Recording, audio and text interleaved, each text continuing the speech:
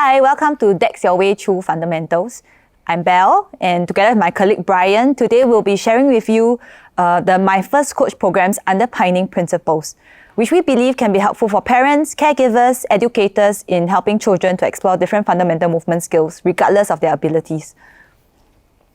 So to start off, let me share with you a little bit more about our program.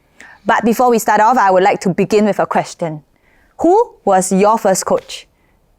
So, who was the one who taught you to first walk, throw, catch, kick, or run? I believe there's a chat box over there. Perhaps you can put your answers there for us to take a look. Okay, so if I may continue, I think for most of us, our parents or our caregivers were our first coaches, and they were the ones who spent time to guide us in our exploration and discovery of the world and our own bodies when we were young. So in that same light, we see the important role that parents play in the lives of their child. And through our program, we hope to help parents be their child's first coach. In our program, we try to equip parents with knowledge and ideas on how to engage and help their child develop fundamental movement skills, inculcate healthy and active lifestyles, develop positive values through sport as well.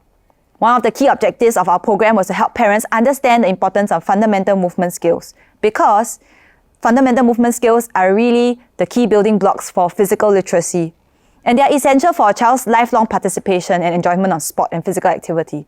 For example, if a child can throw, catch, then the child will be able to experience sports like netball, basketball, softball, water polo, volleyball, racket games like tennis, and so much more. Gross motor skills aside, if a child is able to crawl, walk, then they will be able to move around and explore their physical environment independently, which in turn encourages them to develop cognitively, socially, and of course emotionally. They will be able to interact with other people and also develop confidence in the process. So these skills really are the ABCs of physical literacy, and really they can be used extensively in many, many different ways as a child develops. Every child is unique and they develop differently. Thus, it is important to allow the child, with or without disabilities, to develop at their own pace and at their own time. One might use these skills to eventually build a bike or an aeroplane. And really, we should let them have the benefit to explore on their own. So everyone has different strengths. They have boundless potential if we choose to focus on the possibilities through honing their abilities rather than focusing on their disabilities. So as parents, caregivers, educators, we can help to shape their future and possibilities. We can help them develop these basic building blocks so that they can not only enjoy being physically active, but also enjoy the social, emotional, cognitive, and health benefits that come along with sport. Cool, Belle. So as you all know, the My First Coach program has a lot of underpinning principles. So today, we hope to share with you about the fun and dream design in helping persons with disability explore FMS. We are going to focus just on fun and dream. I think that will be suffice, because if we touch on the rest, it will be too much. So let's begin. So the fun design is really about making it fun for our kids to learn the fundamentals through games and providing nurturing feedback. If there is no fun in it, who will learn or who will want to do it? So really the focus today is about making it fun. So the fun design again is about F. Really, it's about the fundamental movement skills. They are the ABCs of the physical literacy. So what physical literacy means is the motivation, confidence, physical competence, knowledge, and understanding to value and take responsibility for engagement in physical activities for life. So here's a graph that shows the motor development phases of a child. So all kids begin their lives like a bare piece of paper with some reflexes. They eventually acquire simple movements and basic movement skills as they explore their environment and gain knowledge of their bodies, face different challenges, little problems sometimes, and therefore try and learn new ways to solve these problems. So through practicing, they eventually strengthen their muscles or to be able to acquire other skills as well. So for example, most parents will know most children start off with what? Tummy time, to strengthen their neck muscles and eventually move on to roll over or roll onto their stomach or roll back to their backs, and eventually sit up on their own. And as the child starts to get more curious and wants to get to things without the help of their parents, they start to learn to crawl, or they try to crawl, or they try to reach out and grab something. And then after that, they will start to cruise and squat and to get the objects, and eventually their leg muscle grows stronger enough to walk unassisted. So as the child grows, FMS forms the foundation of sports and games, and therefore an active lifestyle in the future. And as you can see, there is a critical age for this development of FMS, and that lies between 2 to 8 years of age. However, we are not saying that after 8, there's no development. I just say that this is a good time, critical age, but after that, there is still chance to develop it further. We understand that there may be some disabilities that may make it difficult to achieve certain FMS. However, we should aspire to help a child explore what they are able to do and maximize their potential. So what exactly are FMS? So there are 3 main categories of FMS: locomotor, non-locomotor, and manipulative. Locomotor, basically things like walking, running, hopping, jumping, leaping, skipping, galloping, and sliding. Anything that is movement. Okay, movement of your own body. What is non-locomotor is really about not moving. Stability skills that include balancing, turning, twisting, and bending. And then manipulative or object control skills that consist of rowing, throwing, catching, striking, kicking, bouncing, and dribbling of stuff, things, objects. So the fun design is not just about fundamental movement skills, but also teaching the kids this with games and helping them to learn and understand their physical literacy. Like if you just let them play and it's all fun, but they don't learn, then it's kind of defeats the purpose of your fundamentals. So you need to teach them for understanding, so that they understand by playing games, and not just playing games, but teaching games for understanding. This will help them learn to know when and why they apply these skills. So what type of environment do you think would be fun for our kids to learn and enjoy themselves? It would be definitely through a nurturing environment with lots of praises and positive feedback. Who doesn't like positive feedback, or who doesn't like praises? However, be careful. If something is not doing so well, being positive may not be just... Being positive is not lying, but being positive may be saying, that was okay, but you can do this better. How do you do this better? Giving them specific feedback. And then praise them when you see effort and you see them trying their best. So to guide you in making fundamentals fun, we have come up with an innovative pedagogical approach to develop further the fundamental movement skills and athlete skills. So we have created DREAM to guide parents and caregivers in helping their child develop fun fundamentals. If we look at D, it stands for Develop Ambidexterity. All right, so if you look at the part in blue, it says DEX. And what that stands for is to discover, explore, and experiment. So at a young age, we should not focus on just developing one dominant side, and therefore, the child develops only one kind of skill, but to help the child develop a repertoire of skills by letting them discover, explore, and experiment. So just to give you an example, if I have a ball, if you give a child this on their own, they will really want to see, what can I do with this? So, they can perhaps start off with tossing the ball. Then you can encourage them to go maybe a bit higher. Maybe experiment using a different hand. That's where we develop ambidexterity, right? Maybe alternate hands. Maybe include certain actions in between, right? And really letting them discover the equipment, discover their own bodies, will really help them to have fun and to enjoy themselves in the process of acquiring some of these skills. Yeah, so this is just a simple example. It can be applied to, say, catching, kicking, and the other skills as well. Of course, then we move on to R, and R stands for repetition without repetition. So at this point, I would like to show you a demonstration of what Bryan and I can do in terms of repetition without repetition. So you can do a pass, for example, and you can do it in many different ways. And in the process of it, a child is challenged and they have fun as well. E is for engineering early success, which is really important for the child. So it helps them to build their confidence, and to be able to do a skill will really help them to want to explore further. So how can we do that for a child? So in the same example, we use a fluff ball. Perhaps a fluff ball might be difficult for them to catch because it's moving too quickly. Then what we can do is introduce perhaps a scarf, a cloth, and what happens is because of the surface area, it's easier to catch, it takes longer for it to come down, and therefore it's easier to grip as well. The other thing you can do with a cloth, for example, is to tie a knot, make it a bit heavier, and then it comes down a little bit faster. So this is just an example. We can even use things around the house, like a plastic bag, a big plastic bag, you blow air into it. You can use balloons, you can use many different things. Another equipment that we think is really good to use is actually a weave ball. So when it's a little bit bigger, then the child will be able to see it a bit better.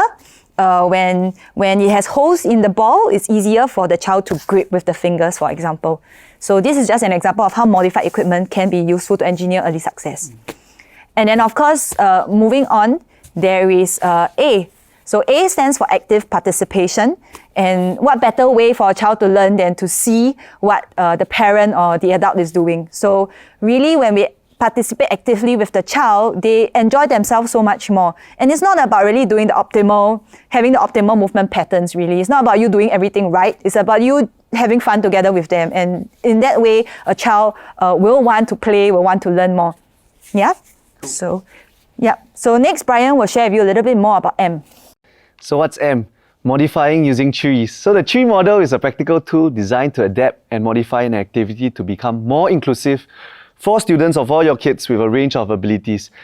This includes a range of suggested methods that can assist in the implementation of inclusive sport experiences.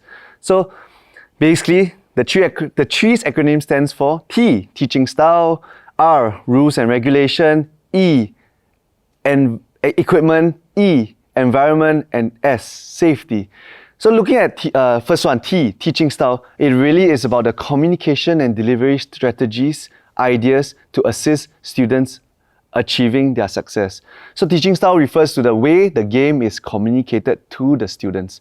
The delivery to a group can have a significant impact on how inclusive it is. Using a combination of strategies will help ensure communication is effective and appropriate. Examples include keep instructions simple and concise, use visual aids, demonstrations and whistles, encourage participation, teamwork and problem solving. Use questioning to check student understanding.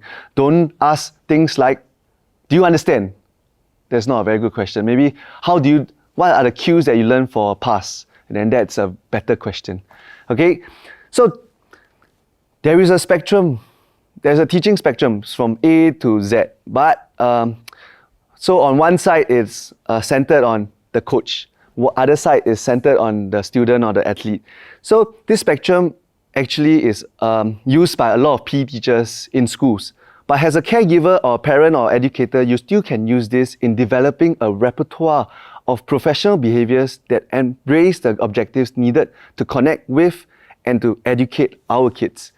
Okay, so with these three classes of disability, understanding them and becoming learner-centered is crucial in teaching and focusing on achieving the outcomes. Some of the general tips, we have put it in blue.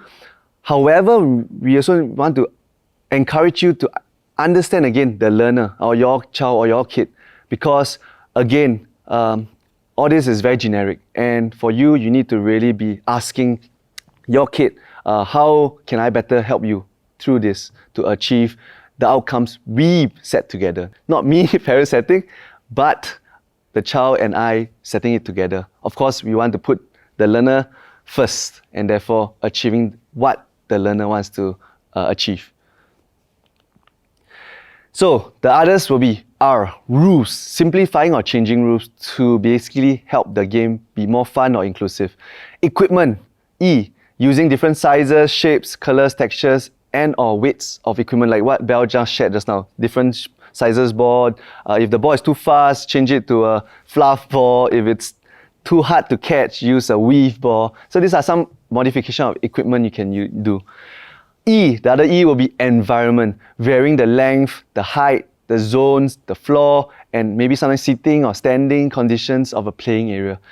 So this is the tree. However, there is the S, which is, remember, a tree is only as safe as its roots, because if the roots are not deep or good, there is no good foundation, the tree will fall. However, as a parent or as a teacher, as an educator, safety is the main priority, number one priority, and we cannot compromise it. Okay? Yeah, so here are some additional things that we can consider in guiding a child with special needs in their exploration of fundamental movement skills. So one of it, of course, is to remove barriers, physical barriers, attitudinal, information or communication barriers. Then next, of course, to ensure there are appropriate activities, consider their age, their interests, and also strengths. Not to forget, of course, the mode and type of instruction needs to be appropriate, and also the task variation and progression. So we need to ensure that, there's simple scaffolding, we start with something easier, something that they can achieve first before we move on to something more difficult. Also allow time for familiarity. So don't try to overplan, just do something and let the child explore and experiment. Next thing that we feel might be very important is to promote eye contact.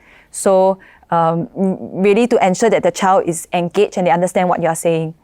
The other thing, of course, is to use simple, clear languages and analogies. So just for example, you can use bean bags that are shaped like animals, or use analogies like, oh, this bean bag is like a turtle, for example. And when you encourage them to toss it into a pail, for example, then let them know that you want to get the turtle into the pail so the water is there and they can survive. If they drop outside of the pail, then it might be difficult for the turtle. So then they are motivated and they have a story that will encourage them to achieve their objective. Yeah. Next thing, of course, is to be aware of sensory preferences. And also balance social skills training versus physical activity objectives. So is the aim for the child to interact with other people, or is it to acquire a certain skill, or is it to have a good workout? So that will be important to know as well. Other things we can do, the use of prompts to guide them. And of course, do consult the caregiver and the healthcare providers to know what's suitable for the child. And always communicate and listen to the child's perspective. Last but not the least, be open to adopting simple adaptations. So I wanted to show this picture of Stefan Ludwig, who actually is a basketballer, and he has, as you can see in the picture, certain modifications or adaptations to help him be able to overcome his condition where his left side of his body is a bit underdeveloped compared to the right. Yeah, so that allows him to play with his friends in school and also outside of school. Okay, yeah. So with that, we would like to share with you a video that we have done, and we would like to really emphasize on the important and crucial role that you play as a parent, a caregiver, or educator, be it through your words or your actions. So thank you and enjoy.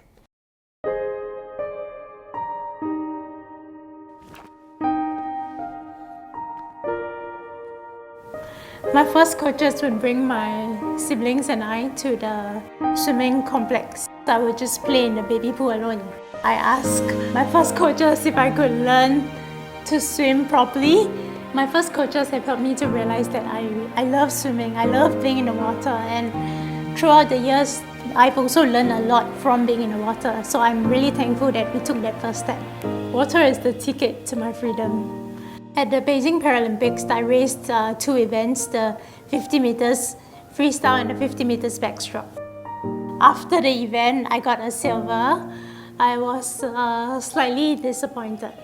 When I hugged my mom and then said that I was gonna get a gold next, she didn't say anything to me. I think she didn't want to pressure me as well. My parents are my first coaches and my biggest cheerleaders. For that, I'm very grateful that they have always just been very supportive and by my side throughout this whole journey. Ever since I've started on this journey of competitive swimming, they've never given me much pressure, regardless when it comes to studies or swimming or anything. They have always trusted me to make the right decisions. They've just been so supportive. They've been to every Paralympics.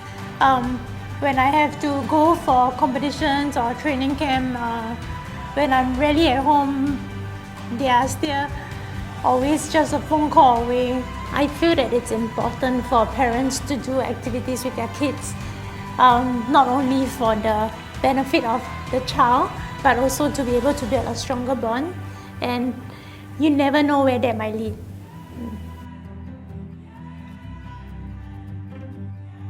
My active parents, my first coach.